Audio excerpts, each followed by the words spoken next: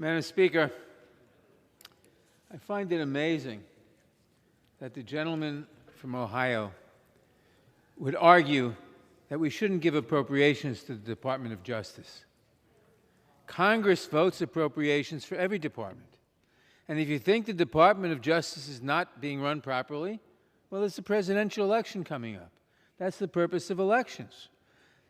And at the present time, the American people, 2 years ago, elected Joe Biden president and Kamala Harris vice president, and the president appointed the Secretary of Justice and the chairman of the FTC, both of whom I think are doing an excellent job, but it's a matter of debate which can be decided in the next presidential election.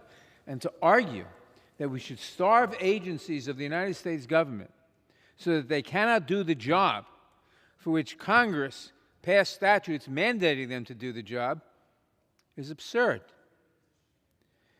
And all that the increase in fees does is update, because the last increase of fees was I don't know how many years ago, and there's been inflation, and we need the enforcement against the large big tech companies because, as Mr. Jordan already acknowledged, they represent a threat.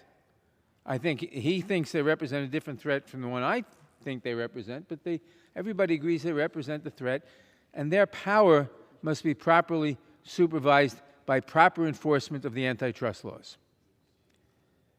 I reserve. The gentleman from New York reserves. The gentleman from Ohio is recognized.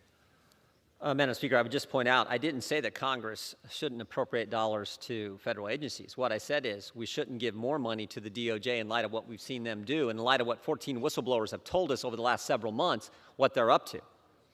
That's a completely different point. I'm all for looking at ways to cut certain agencies and reduce government and the power that they have, but I didn't say that. I just said we shouldn't be giving them more money, for goodness sake, in light of what they've been doing.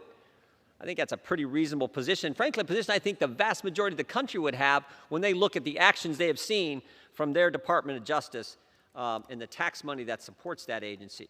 Again, we reserve, Madam Chair.